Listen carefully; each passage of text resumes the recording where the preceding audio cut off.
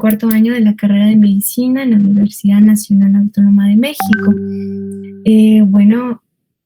Quiero felicitarlos a todos los que están aquí, pudiendo estar haciendo otras cosas. El que ustedes le inviertan este tiempo a su educación es muy importante y verán que si siguen así van a notarlo mucho en su progreso como médicos. De verdad, muchas felicidades porque se preocupan por no solamente los conocimientos que tienen que saber, sino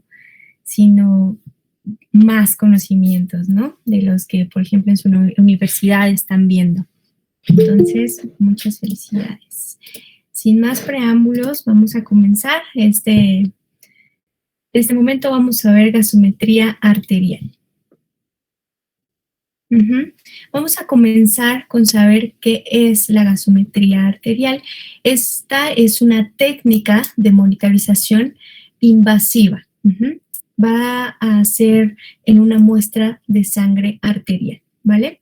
Entonces, esta me va a medir los gases disueltos en una muestra de sangre.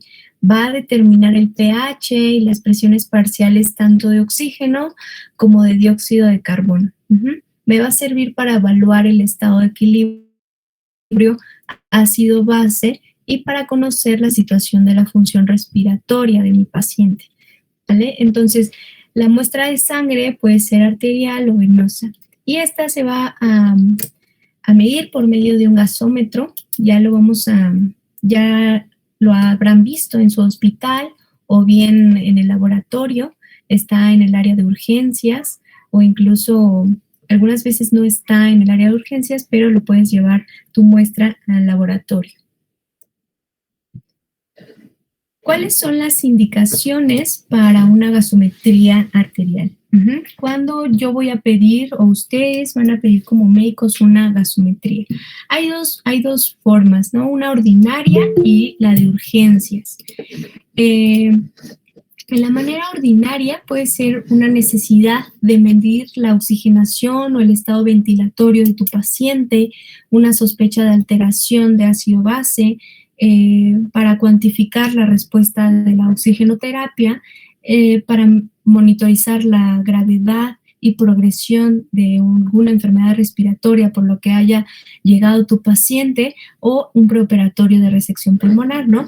Por ejemplo, aquí, cuando tienes un paciente en coma, tú tienes la obligación de tener monitorizado a tu paciente. Precisamente una de las indicaciones post-intubación es que tú le hagas una gasometría a los 30 minutos para ver que de verdad esté oxigenando adecuadamente la sangre. Ahora, las indicaciones urgentes. Vamos a tener que hay en una parada respiratoria, se la mandas a un paciente con coma de cualquier origen, que tenga un broncoespasmo con signos de insuficiencia respiratoria, en un EPOC reagudizado, en un tromboembolismo pulmonar, en una neumonía con signos de insuficiencia respiratoria, al igual que en una insuficiencia cardíaca congestiva. El shock de cualquier tipo de etiología, sea por un shock hipovolémico, sea por un shock séptico, porque recuerden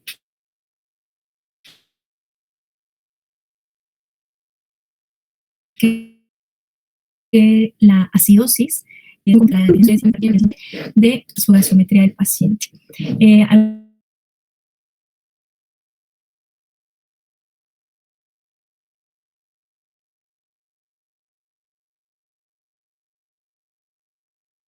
Alguna descompensación, eran intoxicados con metanol o con diversos fármacos, etc. Bueno, vamos a ver la toma de muestra. Antes de continuar con todo esto del material y tomar como tal la gasometría, debes de presentarte al paciente. El tener una buena relación con él te va a ayudar para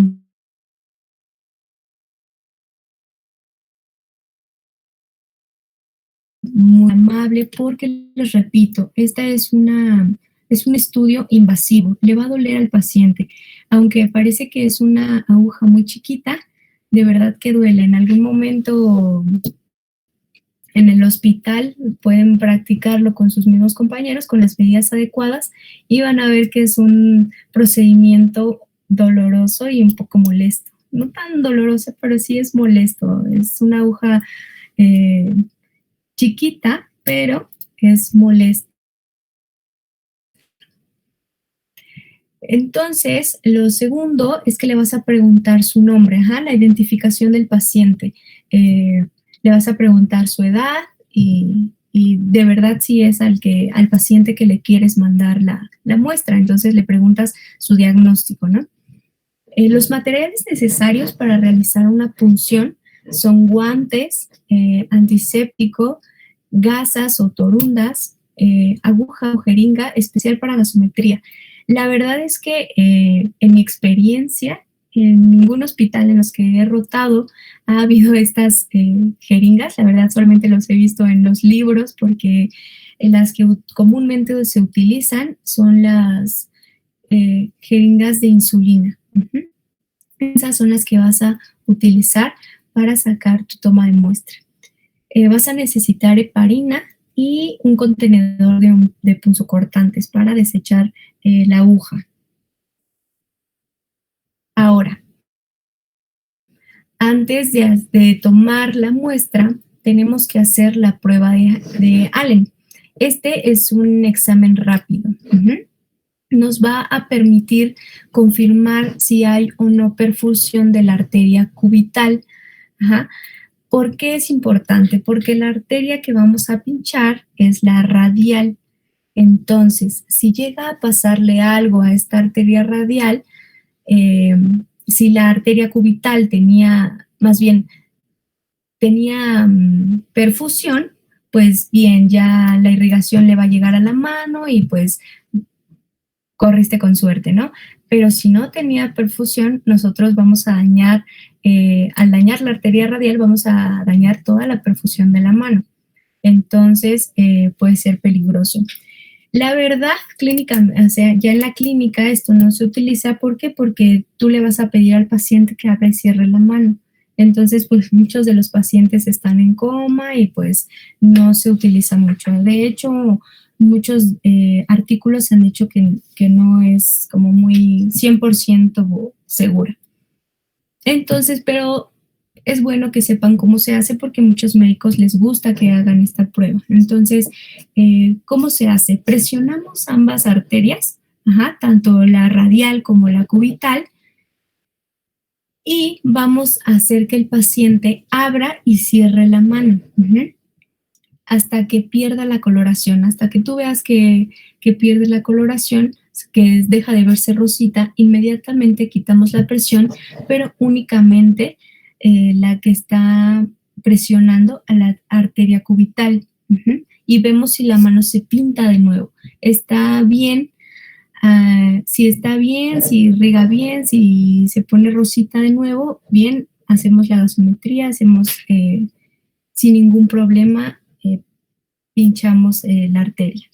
Pero si no, esta es una contraindicación. Si vemos que no vuelve al color de la palma de la mano, completamente es una contraindicación y tenemos que buscar alguna otra arteria, ya sea vuelves a hacer la otra arteria de la otra mano, la otra radial, o bien ya buscamos otra como la braquial, la femoral, etc.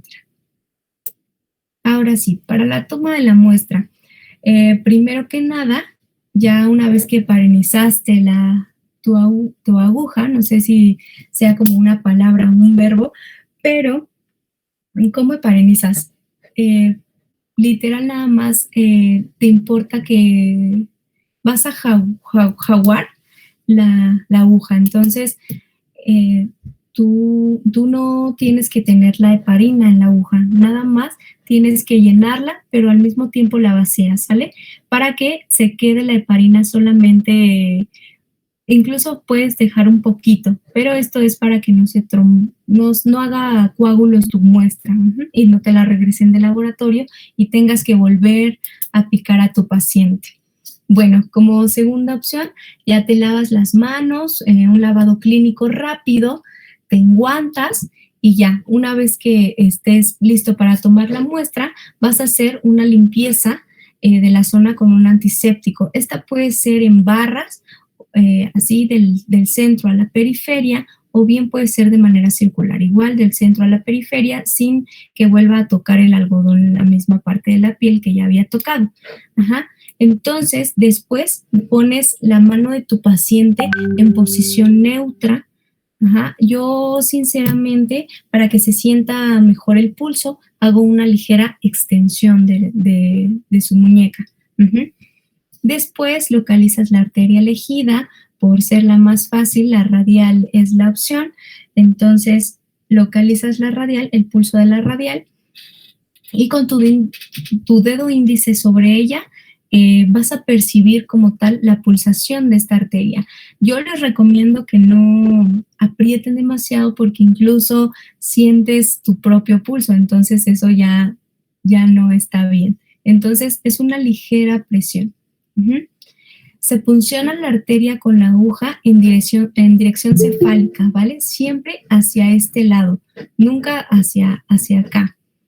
Sale a un nivel de los 45 grados. Muchas personas lo hacen a 95 grados, a mí no me gusta y aparte no funciona. Nunca encuentro la arteria a 90 grados, entonces siempre es a 45 grados con la superficie de la piel. Uh-huh. Ahora, vamos a tener que se extrae un mínimo de 1 a 3 mililitros. Ajá. He estado de los dos lados, tanto en laboratorio, cuando me mandaron a rotar en el hospital, y muchas muestras te llevaban 1 mililitro. Entonces, con ese no podía sacar la muestra. Y también he estado en el área de urgencias, cuando es un paciente súper difícil, que ese mililitro te costó muchísimo sacarlo, pero lo ideal es que lleves mínimo 1 a 3 mililitros, ¿vale? Se va a retirar la aguja y se comprime la zona de punción durante 5 minutos. De verdad, quédense puncionando la arteria, es importante. Ajá. Como les dije, es un procedimiento invasivo en el cual están picando la arteria del paciente. Entonces es importante que no solamente le pongan ahí una cinta y se vayan, o que le digan al paciente que se apriete el mismo, porque a él también se le va a olvidar y va a dejar de hacer presión. Entonces ustedes tómense esos 5 minutos para hacer presión y evitar problemas. Por último, la muestra, le quitas el aire a la jeringa, la tapas bien y la rotulas. Ajá, le pones los datos del paciente. Los parámetros analizados que hace la gasometría tiene 5 componentes básicos. El pH me va a determinar la acidez o la alcalinidad de la sangre. La presión parcial de dióxido de carbono me va a determinar la presión que va a ejercer el dióxido de carbono disuelto en la sangre arterial, y la presión parcial de oxígeno, que va a determinar la presión parcial que ejerce el oxígeno disuelto en la sangre arterial. Uh-huh. El bicarbonato, pues me va a determinar la concentración de iones de bicarbonato, y la saturación de oxígeno determina el porcentaje de la hemoglobina saturada con el oxígeno. Ahora, para hablar de parámetros, para hablar de valores normales en una gasometría arterial, nos tenemos que aprender estos valores, porque siempre cuando entres al internado, la gasometría arterial va a ser tu pan de cada día. Te van a mandar a hacer muchísimas gasometrías. Uh-huh. Entonces, muchos doctores les gusta que les digas cómo se interpreta. Entonces, para esto, tú te tienes que memorizar estos valores. Uh-huh. El pH va de 7.35 a 7.45. Cuando tenemos menos de 7.35, hablas de que tu paciente está presentando una acidosis. Si es mayor de 7.45, tu paciente va a estar en alcalosis. Uh-huh. Ahora, la presión parcial de dióxido de carbono va de 35 a 45 milímetros de mercurio, y la presión parcial de oxígeno de 80 a 100. El bicarbonato va de 22 a 26. Y esto solamente se los puse para que ustedes conocieran los parámetros de una gasometría venosa. Muchas veces te piden una gasometría arterial, pero las primeras veces que estás tomando la muestra no te sale arterial, sino te sale venosa, para que no te espantes, porque luego recuerden que la sangre venosa tiene menor concentración de oxígeno. No que no tenga oxígeno, pero tiene una menor concentración que la gasometría arterial. Entonces, para que no pienses que tu paciente está en hipoxemia, debes de saber que están estos parámetros. Y un tip que yo les puedo dar es que cuando tú sacas una muestra arterial, tú te puedes dar cuenta en el color. El color de la sangre cuando es arterial es rojo rutilante, es brillante, es un rojo vivo. Y cuando es venosa la sangre es oscuro, es un rojo vinoso. Ahora bien, les dije que se tenían que aprender estos valores. Yo tengo como un método el cual me ayudó mucho. No sé si ven bien la pantalla. ¿Si alcanzan a ver bien? Ahí. ¿Sí? ¿Me escuchan? Sí, sí. Ahora, ¿cómo me lo aprendí yo? Y que me ayudó en el hospital. Bueno, la presión parcial de oxígeno, esa sí me la aprendí, es de 80 a 100. Pero el pH me lo aprendí así. A ver si les sirve, es una mnemotecnia. 75, 75. Solamente le ponemos un 3 y consecutivamente le ponemos un 4. Y el puntito y ya tenemos los valores del pH normal. Esto, pues a mí me ayudó porque no se me va a olvidar nunca. Y para la presión parcial de dióxido de carbono, solamente bajas estos valores, el 35 y el 45. Lo que está después del punto del pH, lo bajas. Entonces, tu presión parcial de dióxido de carbono de dióxido de oxígeno, perdón, va de 35 a 45 milímetros de mercurio. Y el bicarbonato me lo aprendí nada más literal con 2, 2, 2, 6. Y ya nada más le pongo que los valores normales del bicarbonato es de 22 a 26 miliequivalentes por litro. Bueno, esta fue una forma de aprendérmela. No sé si a ustedes les sirva o si tengan alguna otra. O si nada más literal se quieran aprender estos valores. Están sencillos, pero tienen que saber que en algún examen o así, tienen que sabérselos de memoria. Listo. Ok. Ahora vamos a ver las alteraciones que nosotros podemos encontrar en nuestra gasometría. Cuando yo vi esta tabla, cuando iba en ciclos básicos, de verdad me revolvía mucho. Nada más veía puras flechitas, unas de aquí para acá, y no me aprendía nada. Uno de los doctores decía, pues nada más apréndanse que en la acidosis las flechas se dirigen entre sí. Y en la alcalosis, no. En la alcalosis se dirigen en otra dirección. Pero pues aún así esto no me sirvió mucho, tenía que sacar la tabla. Entonces lo vamos a ir desglosando una por una. ¿Qué pasa en la acidosis metabólica? ¿Por qué ocurre una acidosis metabólica? Esto va a ocurrir principalmente por dos mecanismos, doctores. Una, que hay exceso de hidrogeniones, como en el caso de una cetoacidosis, algún paciente que te llegue intoxicado, no sé, una uremia, o intoxicado por metanol, también es muy común. Y el otro es que el paciente pierda bicarbonato, como suele suceder en los pacientes con diarrea. ¿Sale? Entonces aquí tenemos que primero para una acidosis metabólica vemos el pH y está bajo. Vemos el bicarbonato e igual puede estar bajo.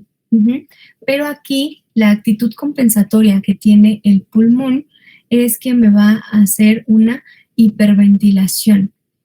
¿Para qué piensan ustedes que el mecanismo compensatorio va a ser una hiperventilación? ¿Por qué se imaginan?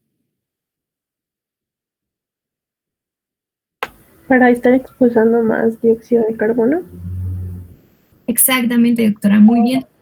Para reducir la presión parcial de dióxido de carbono. Al tu paciente estar respirando más rápido, va a hacer que salga más dióxido de carbono y entre más oxígeno. Acuérdense que el dióxido de carbono es una molécula ácida. Entonces, para diferenciar una de otra, si estamos perdiendo muchos hidrogeniones, más bien si estamos ganando muchos hidrogeniones o estamos perdiendo mucho bicarbonato, hay algo que se conoce como el anión gap.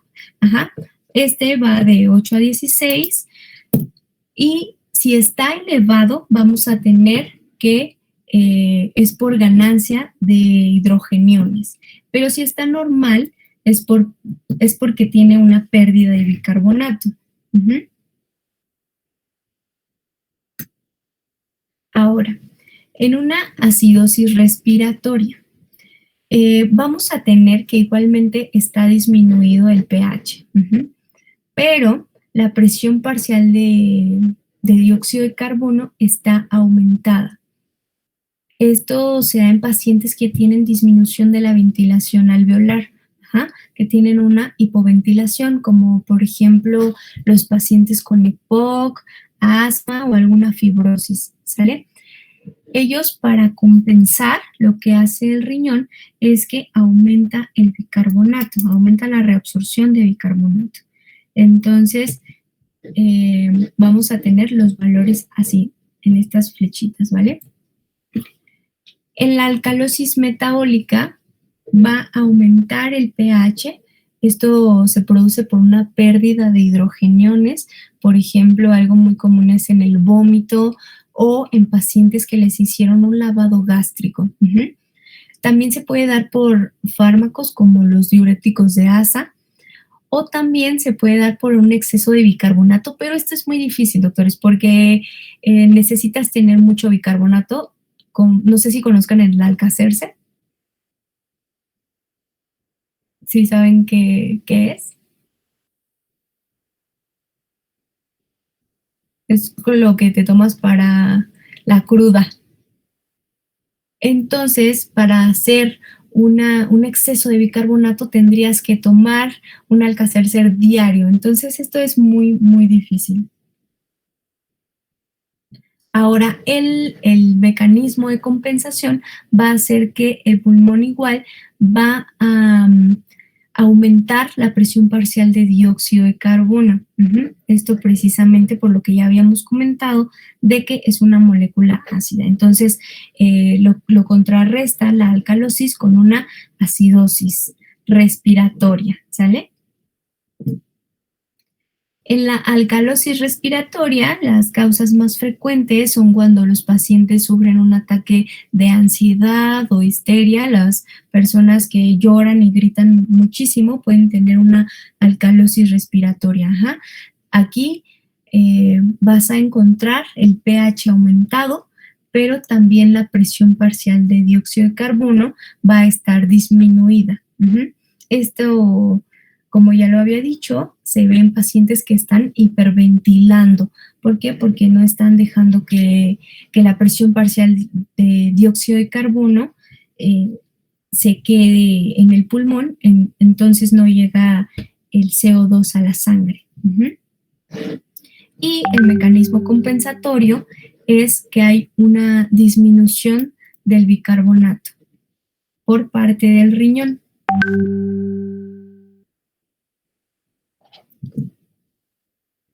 Ahora bien, ¿alguien que quiera pasar, algún voluntario para un caso clínico, para que vean cómo se utiliza los valores gasométricos? No tengan miedo. Les vamos ayudando, todos juntos.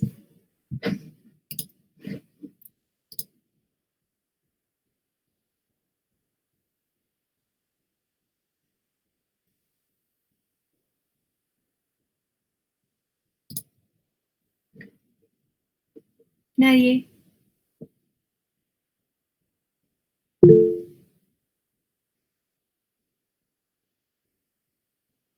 Ok, doctor. Vamos a ver que tienes a un paciente diabético de 18 años de edad. Este ingresó a la sala de urgencias con respiraciones profundas e irregulares y pulso irregular.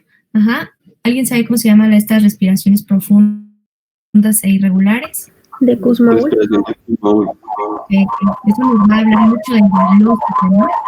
Entonces, es un paciente de 18 años, igual nos dirige un poco a que es una diabetes de tipo 1, ¿no? Aunque ahorita, como ha aumentado la obesidad, pues ya no se puede saber si de verdad puede ser de tipo 1 hasta que ya hagas completamente todas las pruebas diagnósticas. Uh-huh. Se realizó una gasometría arterial con los siguientes valores. Tiene un pH de 7,5. ¿Eso qué nos quiere decir, doctor? Está en una acidosis, doctora. una acidosis. Muy bien. La presión parcial de dióxido de carbono está en 12. Está disminuido. Uh-huh. Está ¿no? Y la presión parcial de oxígeno está en 108. El bicarbonato está en 5. También está disminuido. Estamos hablando de una acidosis metabólica. Muy bien. Estamos hablando exactamente de una cetoacidosis metabólica. Esto es porque es un paciente descompensado. Uh-huh. Entonces, lo que vemos aquí es que está queriendo compensar el riñón al bajar el bicarbonato. Uh-huh. Pero como vemos en el pH, no está siendo posible. Entonces, se puede decir que está parcialmente compensada, pero no está del todo compensada. Uh-huh. Y no tiene hipoxemia.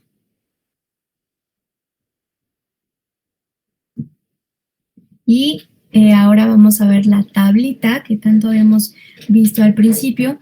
Entonces, en una acidosis metabólica vamos a ver que hay una disminución del bicarbonato y una disminución del pH. La disminución del pH lo primero que te hace pensar es en una acidosis. Ya después ves si es metabólica o respiratoria. Uh-huh. Y vamos a encontrar que la alteración compensatoria que está haciendo es bajar la presión parcial de dióxido de carbono. Listo, doctores. Esto era muy rápido. La gasometría arterial es un tema rápido, entonces, pues sería todo. ¿Tienen alguna duda de este tema? ¿Algún comentario? Buenas noches, doctora. Primero, pues, felicitarla por su gran exposición. Fue una buena charla. Tengo una duda. Solo que, digamos, aquí en Colombia, específicamente en mi universidad, en el paso de la PO2, en mi caso, a nosotros nos enseñaron a calcularla según la edad. Entonces nos decían que para todos los pacientes mayores de 40 años se utilizaba la fórmula que era 60 menos, abre corchetes 0,22 por, abre paréntesis, edad menos 40, cierra paréntesis. Entonces de esa manera para los mayores de 40 años se calculaba la PaO2. No sé si de pronto tenga conocimiento de eso o... Ok. Ajá.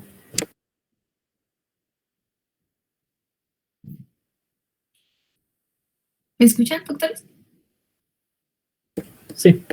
Ok, entonces, aquí también hacemos esa fórmula, solamente que estos parámetros son como para cuando tú estás literal en urgencias, que tienes que interpretar rápidamente una gasometría y que no puedes hacer como tal cálculos, ajá, porque ya si nos metemos, no sé, alteraciones ácido-base, pues sí, son muchísimos cálculos y es más extenso el tema, es un tema muy bonito, pero en este caso solamente estos valores son para una interpretación rápida, doctor. Pero sí, efectivamente está en lo correcto.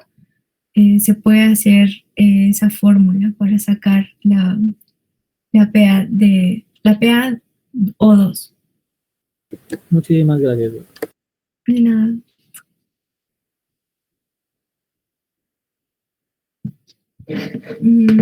¿Tienen alguna otra duda? Bueno, aquí también les dejé, si quieren saber más, les dejé muchos artículos. Esta presentación la vamos a subir al grupo.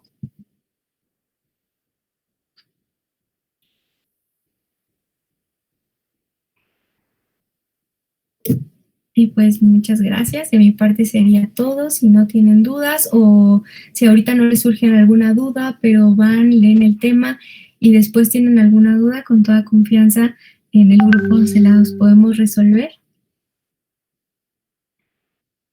Muchísimas gracias, Doc.